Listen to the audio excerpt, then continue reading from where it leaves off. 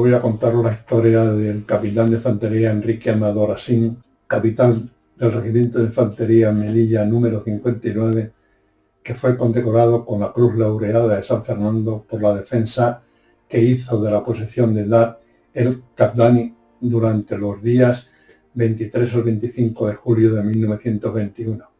Como casi todas las posiciones españolas en África, no tenía agua en su interior. En este caso había que ir a buscarla a un pozo situado aproximadamente a 1 kilómetro de distancia. Para favorecer la obtención de aguada, un moro cedió su casa, que estaba fuera de la posición, pero más cerca al pozo.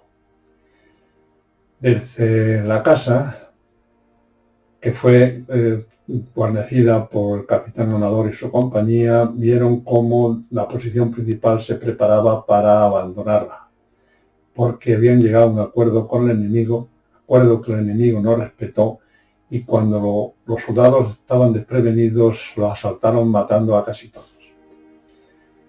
Entonces el capitán Amador decidió luchar hasta morir.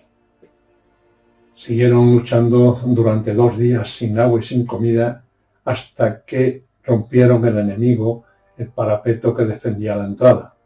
Entonces el capitán ordenó armar la bayoneta y salir a la desesperada, intentando buscar una huida. Desde las casas próximas fueron fusilados y murieron todos, casi todos, incluido el capitán Asín.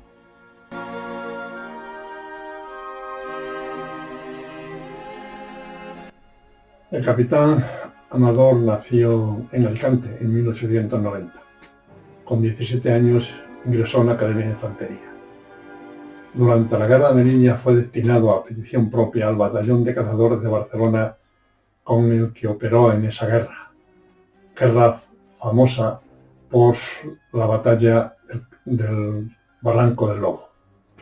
Posteriormente, en 1921, ya capitán, solicitó destino en el Regimiento de Infantería de Melilla número 59, en el que realizó varias operaciones y, sirviendo en él, murió en la defensa de la posesión de Dar el Qadani en 1921. Su cadáver no fue reconocido cuando se recuperó la posición.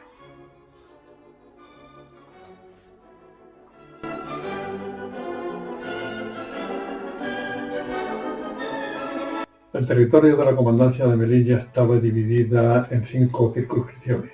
Estas eran Anual, Dantrius, Candusi, el Zoco de Telaza y Nador. La posición de Dar el Qadani era la más importante de la circunscripción de Candusi. Esta circunscripción ocupaba terrenos de la Kabila amiga Beni Said. Todas las posiciones y la brigada móvil estaban asignadas al regimiento de Melilla. Al estar en territorio de una Kabila amiga, las posiciones estaban mal mantenidas y las guarniciones eran tan escasas que apenas podían mantener una defensa eficaz. La guarnición de la posición de Dar el Qadani estaba mandada por un comandante y la formaban 3 compañías del regimiento de Melilla, una batería de artillería y servicio de intendencia y sanidad.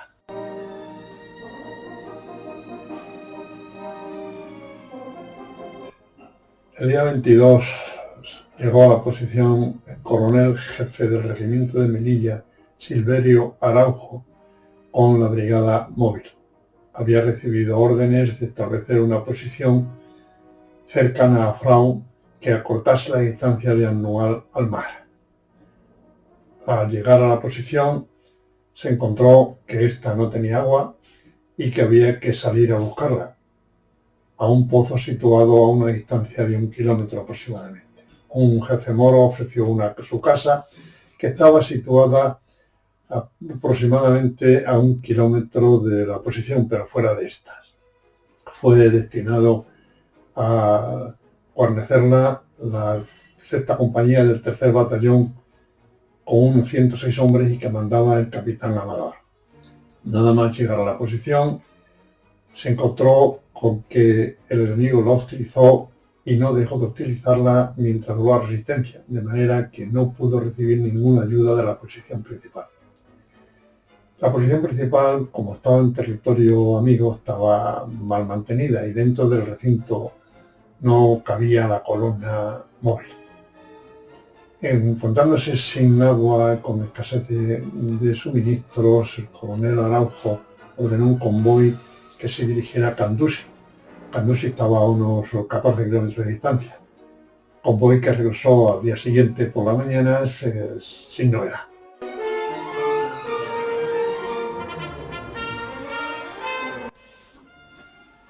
El día 23 el coronel recibió órdenes y contraórdenes propias de una situación como la que estaba viviendo la comandancia general.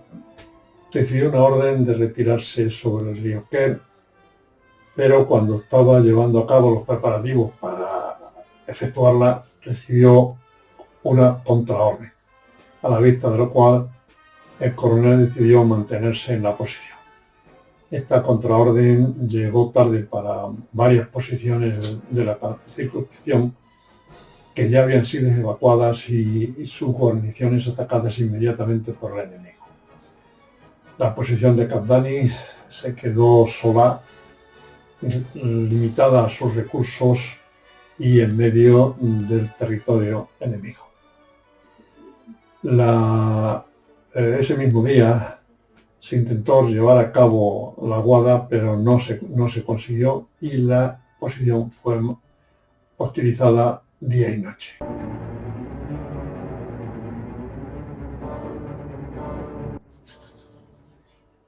El día 24 volvieron a intentar la guada, cosa que no se consiguió. A la vista de lo ocurrido, el coronel llegó a un acuerdo con el enemigo, de forma que a cambio de dinero permitía realizar la guada y cesaba el hostigamiento nocturno. El dinero se pagó, pero el enemigo no cumplió. El día 25 el enemigo llegó con una nueva proposición. Esta consistía en permitir evacuar la posición a cambio del armamento.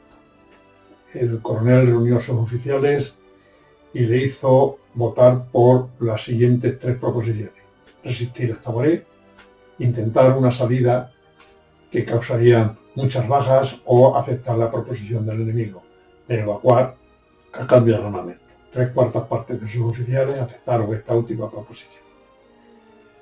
Depuesto el armamento e iniciado el abandono de la posición, el enemigo se lanzó ferozmente contra los soldados, dispersándolos y matando a todos aquellos que pudieron. El coronel y los oficiales quedaron prisioneros. A partir de ese momento solo quedaba combatiendo la sexta compañía del capitán Amador en la casa que había cedido el jefe Moro.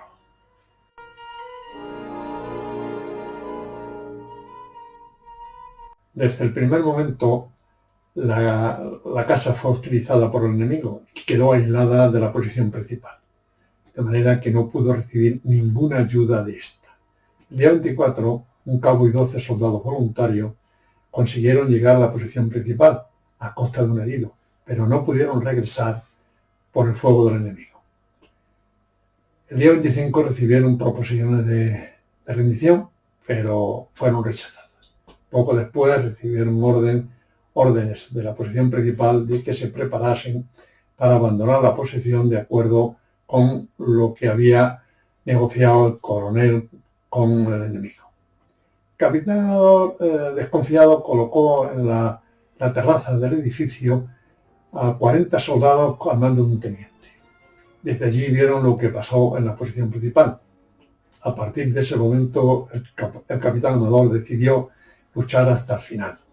Recibió nuevas proposiciones de rendición que fueron rechazadas, pero cuando el enemigo logró destrozar el parapeto que protegía la entrada, ordenó a sus soldados calar la bayoneta y salir a la desesperada para romper el cerco.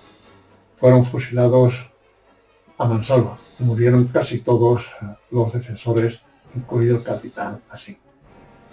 Quedaron heridos 2 oficiales y el teniente Felipe Casinello, López, el cual herido quedó inconsciente y fue dado por muerto. Al atardecer recuperó la conciencia y empezó a andar camino de Melilla. 4 días más tarde fue recogido por unos legionarios cerca de Márchica. Todos los prisioneros fueron llevados a Asdil, que era la capital de la República del Rin y el cuartel general de Abdelkrim. Y además estaba el campamento con todos los prisioneros que consiguieron durante la retirada. Cuando se recuperó la posición, se encontraron 900 cadáveres españoles de los 998 soldados que componían la brigada móvil y la guarnición de la posición.